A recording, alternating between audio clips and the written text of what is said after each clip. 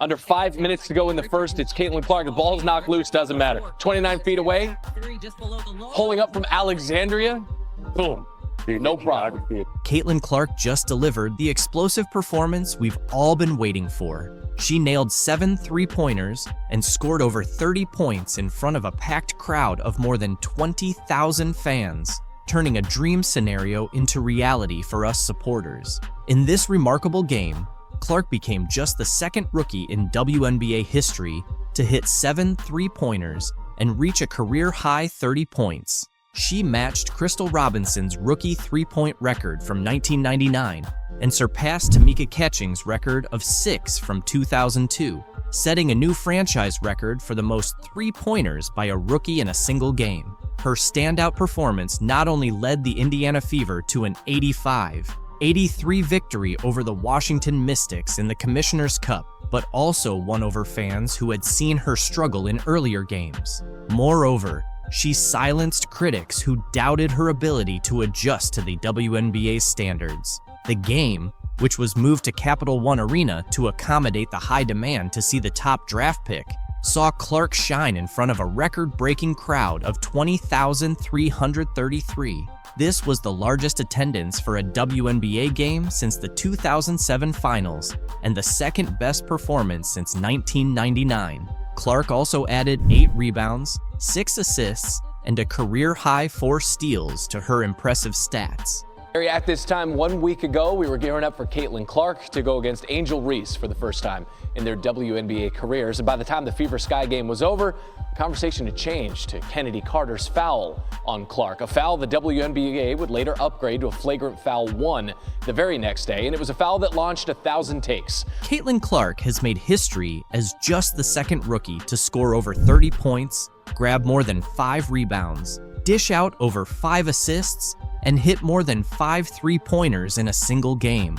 She also became the fastest WNBA player to reach 200 points and 75 assists, achieving this in just 12 games and surpassing Sue Bird's record of 14 games. "It felt great to shoot well. Even my misses felt close," Clark said after the game. "It was nice to have a night like this. Overall, we shot the ball really well. 16 made threes. I still see so many areas where I can improve, and I think that goes for our entire team." Clark is determined to maintain her high level of play, knowing she hasn't reached her peak yet. Her standout performance also led the Fever to deliver the Mystics their 11th consecutive loss, marking the worst start in the franchise's history. Kelsey Mitchell, Clark's backcourt partner, added 16 points, 4 assists, and 3 steals. Both Aaliyah Boston and Nalissa Smith contributed 10 points each. The team secured their second Commissioner's Cup win, moving to a 2-1 record in the competition. However, despite her impressive performance, Clark is still dealing with some rookie challenges, including leading the league in turnovers. She had 8 more turnovers in this game, bringing her season total to 67. Interestingly, she matched her career high of 30 points from May 28th against the Los Angeles Sparks. Along with her 6 assists, 8 rebounds, and 4 steals, she made 7 of 13 three-point attempts, tying a WNBA rookie record, and hit 5 consecutive shots from beyond the arc in the second half. Yeah, I think it's a process more than anything. It felt good to shoot the ball well. Like, I feel like even my misses were like right there. I thought multiple were still going in, and it was nice to have a night like that. Clark's confidence in her game is evident from recent performances. Earlier, she discussed the learning curve she faced in her first 11 professional games.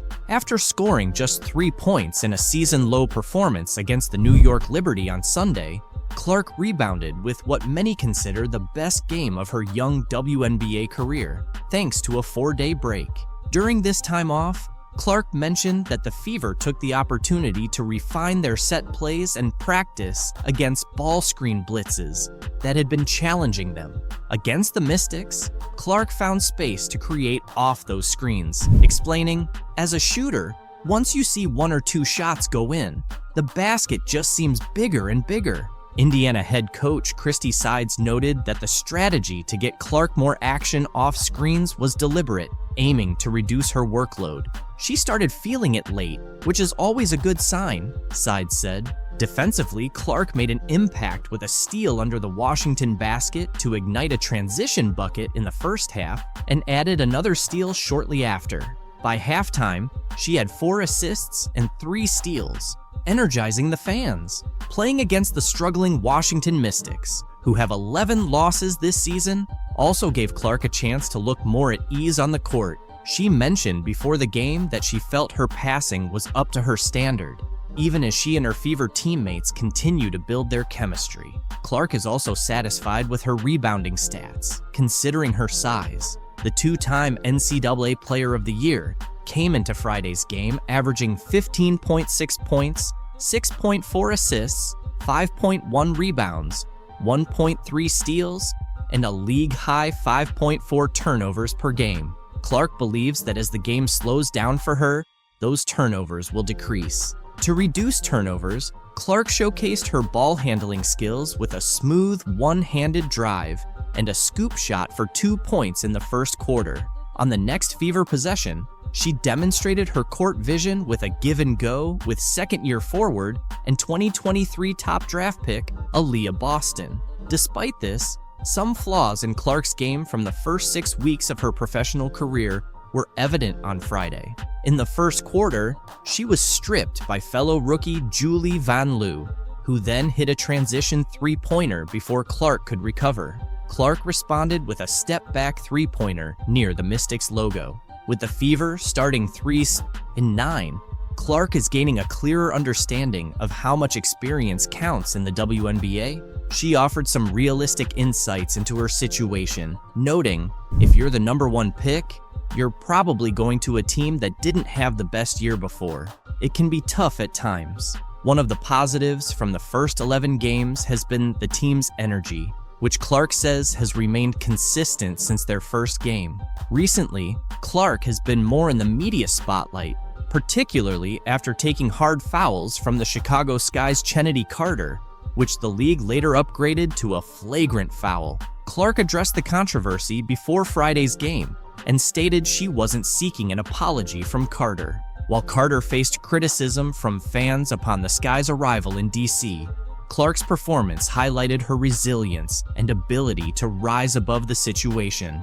And she's having a tremendous season. She's played great basketball in my eyes, probably in first place for 6th player of the year. And, it's just basketball at the end of the day. There's no grudges. There's nothing like that. It's a sport. It's competitive. It's not going to be nice all the time. That's not what basketball is. And I think people that play that at the highest level understand that. Clark acknowledged that she was fully aware of the physical challenges she would face in the WNBA. Maybe some people didn't understand the circumstances, she said. Clark continued, "You're starting a new chapter and a new phase of your career as a professional athlete. It's not going to click overnight. That's just not how it works." Clark has been emphasizing this since the beginning of her WNBA career, but both she and her fans are well aware of her exceptional talent and quick learning abilities. She plays in front of sold-out crowds in large arenas, and the excitement only seems to grow with each game. While Angel Reese might not see it now, it's Caitlin Clark who has made the WNBA the talk of the town. Not a flagrant foul penalty one, which it probably should have been upon review, at least by our account. This, you could have gotten Reese for a personal, but can also see that being a no call. Fans are really upset that nobody from Caitlin Clark's team is there to back her up as she faces tough times on the court. It's unfair for Caitlin and pretty sad from Angel Reese's perspective. While many NBA and WNBA veterans have shown their support for Clark, Angel McCoughtry took it to the next level. She's offered herself to the Indiana Fever, ready to come in and defend Clark. Caitlin, she's a great player. I'm a fan of her. I think our girl's jealous. I don't know. She got $28 million from Nike. She's getting a $28 million deal from Nike, which is huge considering that half of the WNBA players won't even make $1 million in their entire careers. A retired 5-time WNBA All-Star has stepped up, offering to be Caitlin Clark's bodyguard as she keeps getting targeted by other players. Angel McCoughtry, now 37, weighed in on the recent buzz surrounding Caitlin Clark after Chennedy Carter's cheap shot on Saturday. Clark's fans are hoping for someone to step in and protect the Indiana Fever star since her current teammates aren't doing much. Speaking with TMZ Sports, McCautry said she's willing to come out of retirement to be Clark's bodyguard if the Fever needs one. She's got more than just a tough attitude on the court. The two-time WNBA scoring champion, drafted first overall in 2009, sounds ready for a fight. Lead.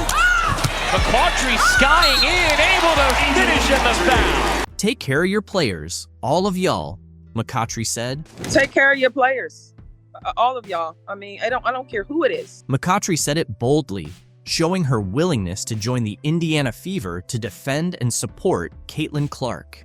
Former NBA players and others in the basketball community have raised concerns about protecting Clark as some WNBA players try to gain a physical and psychological edge over her.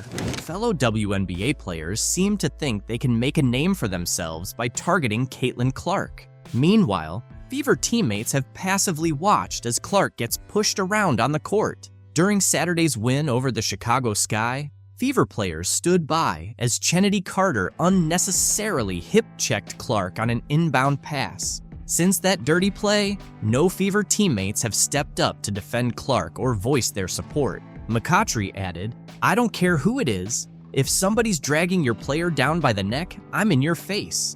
What the hell are you doing? Hey, we could go have lunch later, but right now, we're competing. Don't grab my player like that." I'm gonna step up for you. Somebody get my teammate face. Here I am.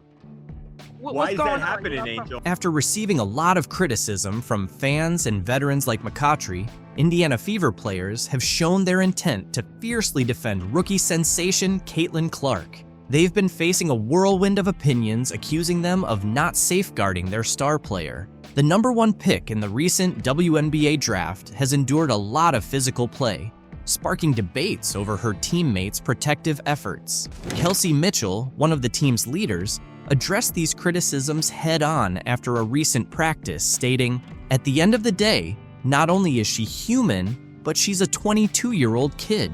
There are certain things she's going to experience over time," Mitchell said. She deserves to give herself some grace, and I think a lot of people around this world should too. And I think that at the end of the day, not only is she human, she's a 22-year-old kid. It's our job as a team to make sure she's covered from a standpoint of feeling mentally and physically safe. Obviously, we want her to feel at home all the time, stressed Mitchell. She's going to transition. There's going to be things that she's just going to experience that comes with time. And I think that the world should give her some grace. I really do. And I think that's our job as a team to make sure that she's covered from the standpoint of feeling mentally and physically safe, obviously. But psychologically, we want her to, at the end of the day, she got to go home and sleep. So that's our deal. We want her to feel at home all the time. The backlash intensified after a controversial incident involving Chicago Sky's Chennedy Carter during a heated game. Carter shoved Clark to the ground, and the Fever players were criticized for their slow response and lack of confrontation towards Carter's antics. Angel Reese and other Sky members even applauded the cheap shot, highlighting the contrasting reactions between the two teams. This behavior has alarmed many, including politicians. Indiana Representative Jim Banks is demanding answers from the WNBA to ensure Clark is protected from such incidents. Banks sent a letter to Kathy Engelbert, the WNBA commissioner, seeking details on the league's plans to safeguard Clark.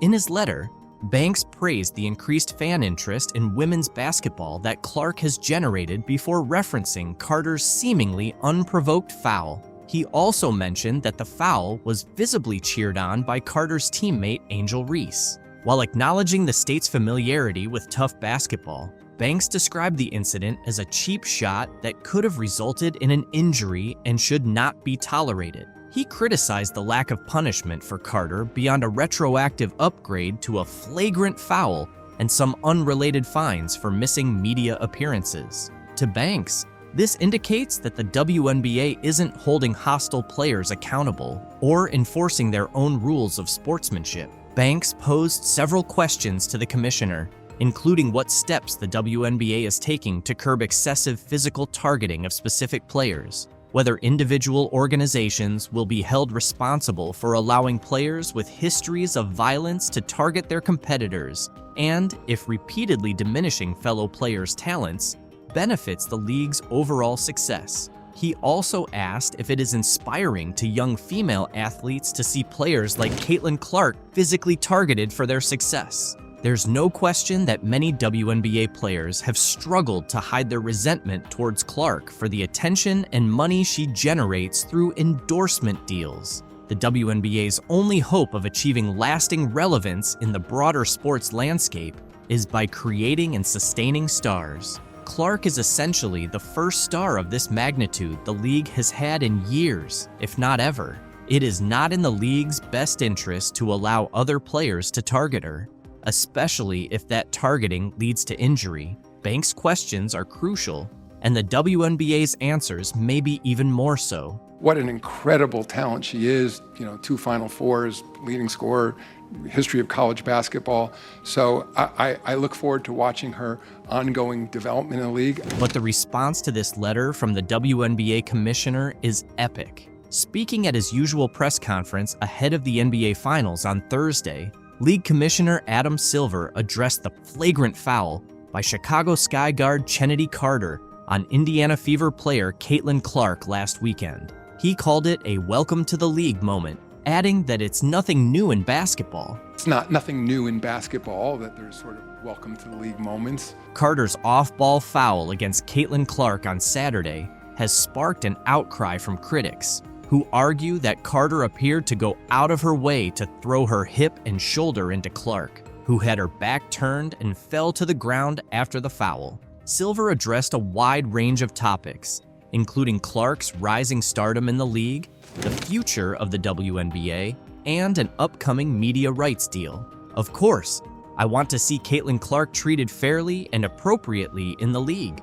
Silver told reporters. I would say it seems like she can take care of herself. She's a tough player. Of course, I want to see Caitlin treated fairly and appropriately in the league. I would say it seems like she can take care of herself. She's a tough player.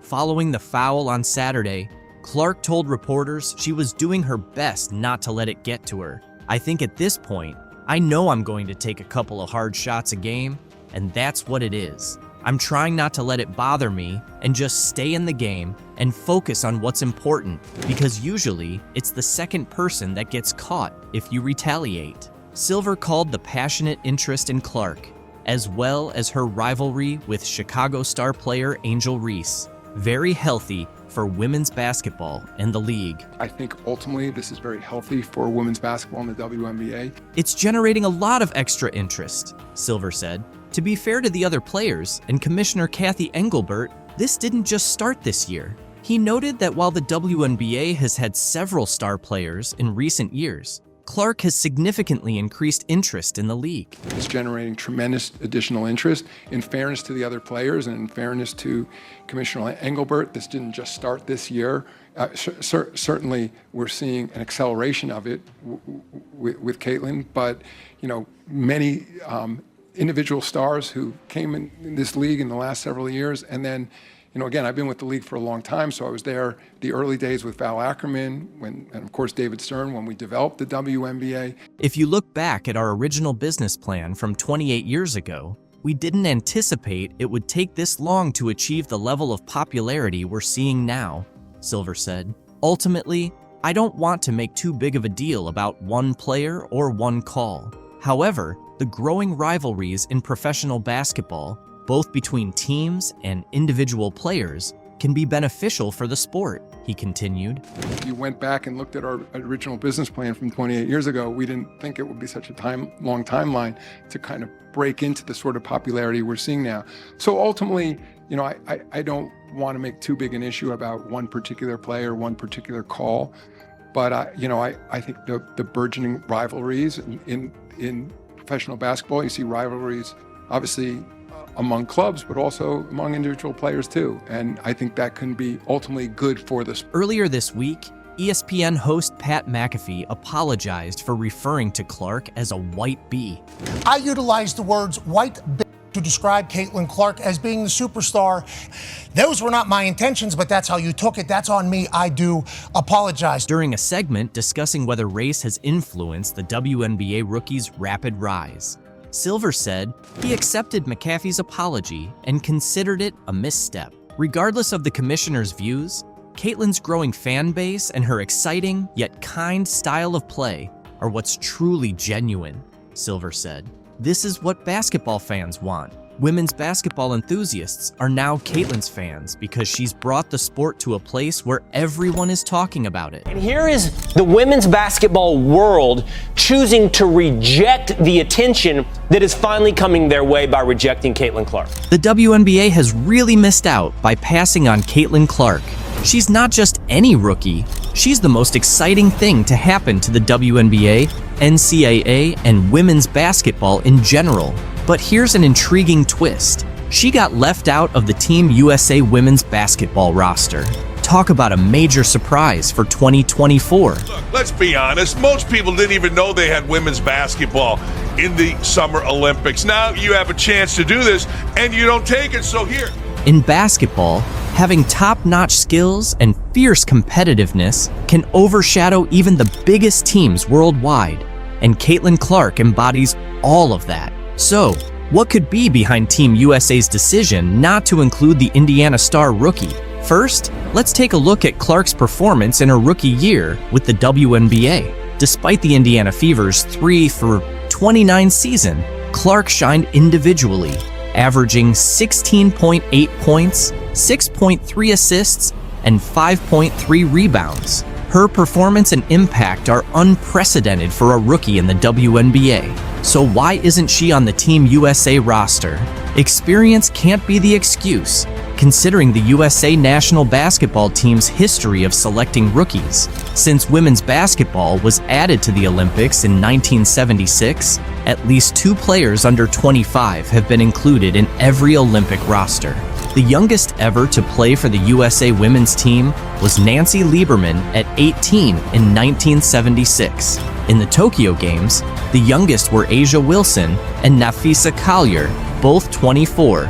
Additionally, there's a precedent for including the top WNBA draft pick in Olympic years, such as Diana Taurasi in 2004, Candace Parker in 2008, and Breanna Stewart in 2016.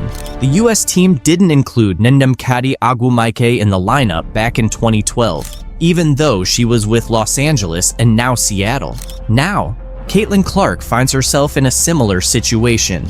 During her time at Iowa, Clark became the Division I career scoring leader for both men and women, finishing with 3,951 points. She also reached the national championship game in both her junior and senior years. Look, let's be honest, most people didn't even know they had women's basketball in the Summer Olympics. Now you have a chance to do this, and you don't take it, so here. However, selecting Clark would have meant more than just highlighting her story. It would have introduced Olympic viewers and readers, many of whom aren't avid sports fans or haven't seen a women's Olympic basketball game, to the entire U.S. team. If you hadn't seen Breanna Stewart in her previous Olympic appearances, you would have tuned in this summer because of Clark's star power. The same goes for Brittany Griner.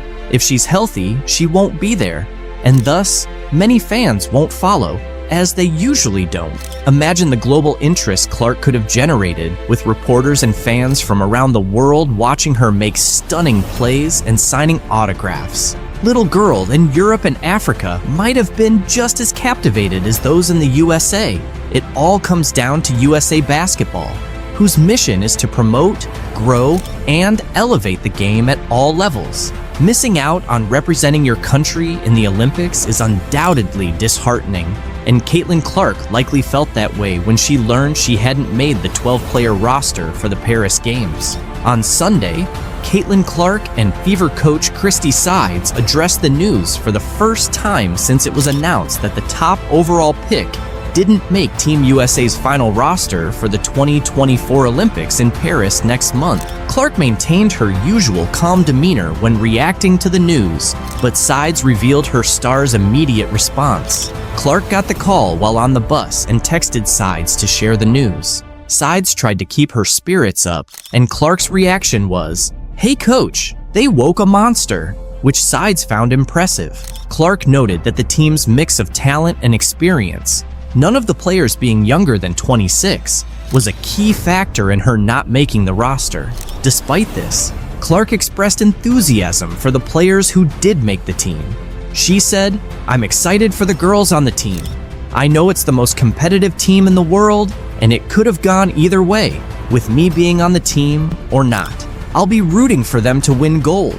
Watching the Olympics has always been a dream for me, and this just adds motivation. Hopefully, in 4 years, I can be there." Clark was invited to the most recent training camp in April, which would have been her first chance to work with the senior national team, but she couldn't attend due to the Final Four. Nonetheless, she gave herself a strong chance with a standout rookie season. However, she has faced challenges with the physicality of the game and leads the league in turnovers, averaging 5.6 per game. These issues, along with the talent and experience of the players ahead of her, seem to be the reasons she didn't make the final roster. According to Christine Brennan of USA Today, Team USA veterans were concerned about how Clark's large fan base might react if she were chosen, but received limited playing time. Clark didn't go into details about the decision, but mentioned that USA Basketball called her to deliver the news before it was publicly leaked on social media. On the bright side, Clark will finally get a break when the WNBA takes a pause for the Olympics. She's been playing almost non-stop since her senior season at Iowa started in October. Once the Fever finish their pre-Olympic schedule on July 17th, they won't play again until August 16th. "I'm really looking forward to a break," Clark said. "I've loved every second of competing, but it will be great to rest, get healthy, and take a bit of time away from basketball. It'll be nice to find some peace and quiet for myself." There's a slight chance Clark could still join the team as an injury replacement. Notably, Chelsea Gray, who was selected, hasn't played in 8 months due to a foot injury, and it's unclear when she'll return. As one of the top playmakers, Clark could be next in line if Gray isn't back in time. However, Clark is focusing on the Fever and their effort to climb out of the 11th seed. "If USA Basketball needs something, I have a good relationship with them. But the 12 players they've selected are really great," Clark said. "I think they're in good hands. Cheryl Reeve is a great coach, and the selection committee did a really good job." Some media personalities suggest that not making Team USA could turn out to be a blessing in disguise for Clark. Jamel Hill, formerly of ESPN, suggested that not competing for the gold medal might actually be beneficial for Clark. In just a few weeks, Clark transitioned from college basketball to becoming a professional and dealing with a demanding schedule. A multi-week break could be just what she needs, Hill mentioned in an X post. Clark had almost no offseason. Her college career ended on April 7th after a long 6-month season, and just a week later, she was the first overall pick in the WNBA draft by the Indiana Fever.